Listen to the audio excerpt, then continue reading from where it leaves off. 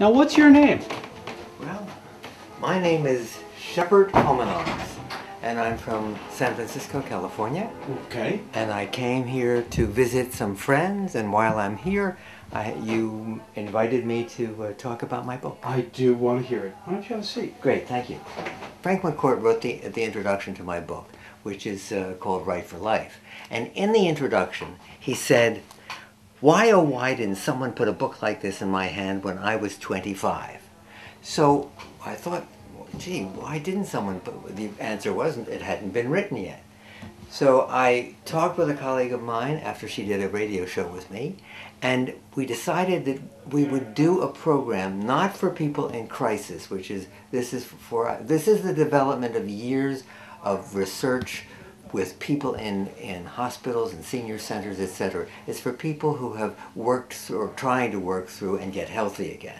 I've been journal writing since 1955. This book grew out of the understanding that it makes a huge amount of sense if you can get hold of your life from the experience of just living it, not being an artist, but just the day-to-day stuff that you go through and the associations and connections that you make.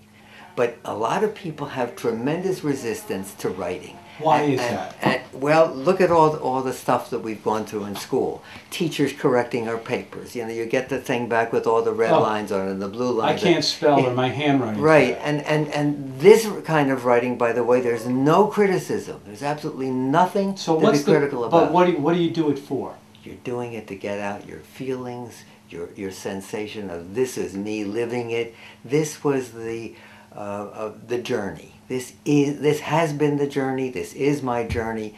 And what happens when you write about your feelings is that you're absolutely making it possible for you to dump your stress, get a different perspective of your life, to actually get in touch with what it is that you're really feeling and thinking. You know, people talk a lot to each other. There's a tremendous amount of talking that goes on and not a lot of listening.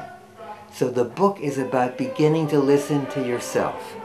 It's getting a chance to say, hey, this is what I think, this is what I feel, this is where I've been, and this is where I'm going.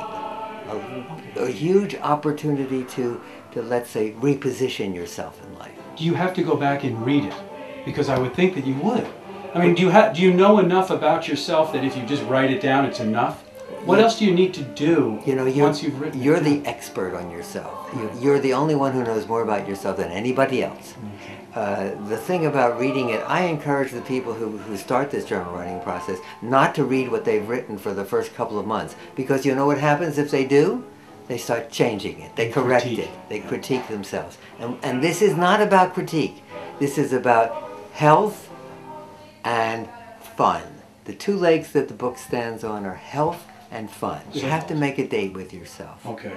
And it's either the beginning of the day. I write at the end of the day. I find that I'm more relaxed and I want to get some stuff off of my chest and get it out of my to-do list. You know, to-do lists are great, but they're not about journal writing. The journal itself is the dialogue to have with yourself. And that requires, of course, that you decide that you're important enough to do that. I ask people who tell me, you know, people over 50, the first reaction when they hear I've written a book, say, they put their hands up, it looks just like this, I hate to write. And I ask them when they put their hands down, are you worth 5 minutes a day? Is that all it takes? 10 minutes a day? As people begin writing, they go on writing. There's not you know, they have to cut themselves off usually.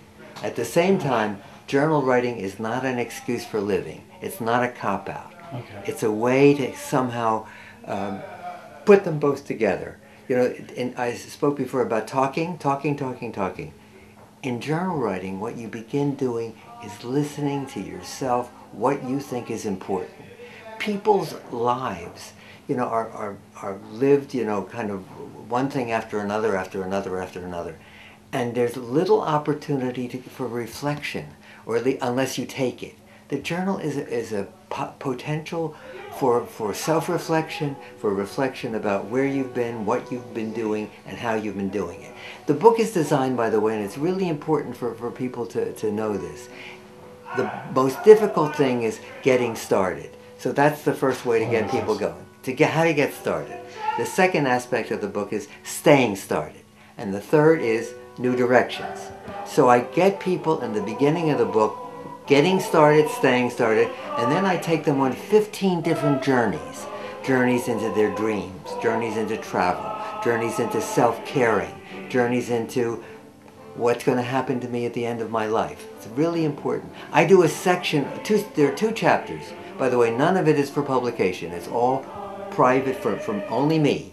The material that's in the journal are about how you feel about things, what you did about things, and what you plan to do in the future about things. I spell it all out, really carefully, because I'm always concerned that the inhibition that people have, particularly men, one of the most important things that happens in the workshops is people share their experience of what it's like to write. And they don't share the journal entry. They talk about what happens for them when they write. And that's really an important consideration. I had a man in one of my sessions at Stanford. He had to stop coming.